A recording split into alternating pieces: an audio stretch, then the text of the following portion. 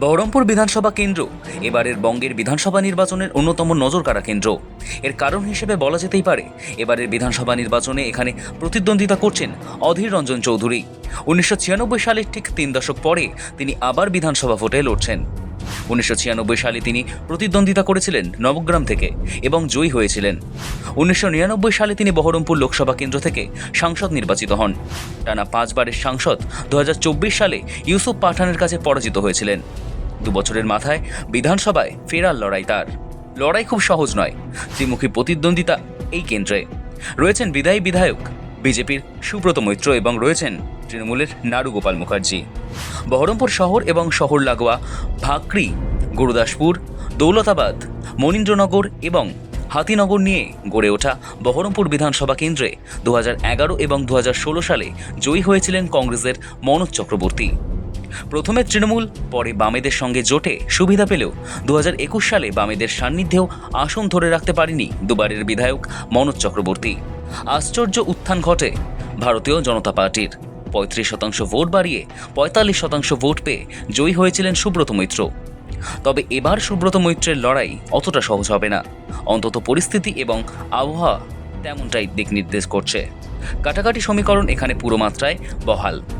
কোন বলয়ে কে কার ভোট কাটবেন এটাই প্রশ্ন। তবুও অঙ্ক বলছে নাড়ু কাঞ্চন যোগে জিতবেন অধীর। কিন্তু কেন? তত্ত্বগত বিচার এবং বাস্তব কি বলছে তা খতিয়ে দেখা যাক। 2016 সালে বহরমপুর বিধানসভা কেন্দ্রে কংগ্রেসের মনোজ চক্রবর্তী 1,27,000 ভোট পেলেও 2021 সাল থেকে বহরমপুর কেন্দ্রের ছবি বদলাতে শুরু করে এবং 2021 সালে বহরমপুর বিধানসভা কেন্দ্রে বিজেপি প্রার্থী জয়ী হওয়ার পরবর্তীতে 2024 সালে লোকসভা ভোটে বহরমপুর লোকসভা কেন্দ্রের অন্তর্গত বহরমপুর বিধানসভা কেন্দ্রে বিজেপি ভালো ভোট পায়। 2021 সালে সুব্রত মৈত্র পেয়েছিলেন 89,000-এরও বেশি ভোট, যা 45%-এরও বেশি। আবার 2024 সালে লোকসভা ভোটে বহরমপুর বিধানসভা কেন্দ্রে বিজেপি নির্মল কুমার সাহা ভোট পান 76,000। কিন্তু বিগত লোকসভা ভোটে অধীর রঞ্জন চৌধুরী এক ধাক্কায় বহরমপুর বিধানসভা কেন্দ্র থেকে কংগ্রেসের ভোট দ্বিগুণ করে নেন। মনোজ চক্রবর্তী পেয়েছিলেন 40,000 ভোট, অধীর রঞ্জন পান 83,000-এরও বেশি ভোট। শুধু তাই নয়, বহরমপুর বিধানসভা কেন্দ্রে তৃণমূল কংগ্রেসকে বহু পেছনে ফেলে দেন অধীর রঞ্জন চৌধুরী। ইউসুফ পাঠান লোকসভা ভোটে 7টি বিধানসভার নিরিখে জয়ী হলেও বহরমপুর বিধানসভা কেন্দ্রে খুব বেশি সাফল্য পাননি। তৃণমূল কংগ্রেস এখানে পায় 64,000 ভোট। সব মিলিয়ে বিজেপি প্রার্থীর চেয়ে প্রায় 7,000 ভোট বেশি পান অধীর। 2024 সালে লোকসভা নির্বাচনে সারা বঙ্গে যে 11টি বিধানসভা কেন্দ্রে কংগ্রেসের লিড ছিল তার মধ্যে অন্যতম বহরমপুর। এ নিয়ে সন্দেহের অবকাশ নেই, বামেরা সঙ্গে থাকায় অধীর রঞ্জন চৌধুরী কিঞ্চিত হলেও সুবিধা হয়েছিল। কিন্তু পাশাপাশি এই কথাও সত্য যে বামেদের বহরমপুরে প্রবল ক্ষয় রোগে ধরেছে। 2026 সালে আবুল কাসেম শেখ বহরমপুর বিধানসভা কেন্দ্রে বাম প্রার্থী। কিন্তু মাথায় রাখতে হবে 1987 সালের পর থেকে পরবর্তী নির্বাচনগুলিতে বামেদের ভোট শুধুই কমতে থাকে। 1987 সালের শেষ আরএসপি বিধায়ক ছিলেন দেবব্রত বন্দ্যোপাধ্যায়। 2011 সালে আরএসপির তড়িৎ ব্রহ্মচারী পান 28% ভোট এবং মনোজ চক্রবর্তীর কাছে প্রায় 44,000 ভোটে হেরে যান। 15 বছর পরে কংগ্রেসের সঙ্গে জোটে না থাকা বাম প্রার্থী আবুল কাসেম শেখের ভোটে জয়লাভের সম্ভাবনা নেই বললেই চলে। তবে তিনি কত ভোট পাবেন এবং অধীর রঞ্জন চৌধুরীর বিগত লোকসভা ভোটের পাটিগণিতে কতটা উলটফের ঘটাতে পারেন এটাই দেখার। এই সমীকরণের পাশাপাশি এটাও দেখার তৃণমূল কংগ্রেসের কমতে থাকা জনপ্রিয়তার অঙ্ক বহরমপুরের বিধানসভা ভোটে কতটা প্রভাব ফেলে। প্রশ্ন, তৃণমূল কংগ্রেসের প্রভাব যদি কমে সেক্ষেত্রে শাসক দলের থেকে মুখ ফিরিয়ে নেওয়া ভোট কার ঝুলিতে যায়? এই প্রসঙ্গে উল্লেখযোগ্য, 2026 সালের বিধানসভা নির্বাচনে ভোটার সংখ্যা 2,44,703 জন। এই সংখ্যাটা গত লোকসভা নির্বাচনের চেয়ে প্রায় 23,000 কম। কিন্তু বহু ভোটার নতুন ভোটার তালিকায় যুক্ত হয়েছে এবং এসআইআর-এর জন্য অনেক নাম বাদও পড়েছে। শেষ গণনা অনুযায়ী দেখা যাচ্ছে গতবারের ভোটারদের মধ্যে 48,000 ভোটারের নাম বাদ পড়েছে বহরমপুর বিধানসভা কেন্দ্রে। এর মধ্যে মৃত voter, double triple entry voter এবং স্থানান্তরিত ভোটারের সংখ্যা বেশি হলেও আন্ডার অ্যাডজুডিকেশন থেকে যে ভোটার বাদ পড়েছে তা তৃণমূল কংগ্রেসের মাথা ব্যথার কারণ হলেও বিজেপি বা কংগ্রেসের মাথা ব্যথার কারণ নাও হতে পারে। এর অন্যতম কারণ মুর্শিদাবাদ জেলায় মোট 7,48,000 ভোটারের নাম বাদ যাওয়ার আপাতত তথ্য রয়েছে, যার মধ্যে 4,55,000 ভোটারই আন্ডার অ্যাডজুডিকেশন বা বিচারাধীন ভোটার। কিন্তু মুর্শিদাবাদ জেলার অধিকাংশ বিধানসভা কেন্দ্রের সাথে বহরমপুরকে গুলিয়ে ফেলা যাবে না।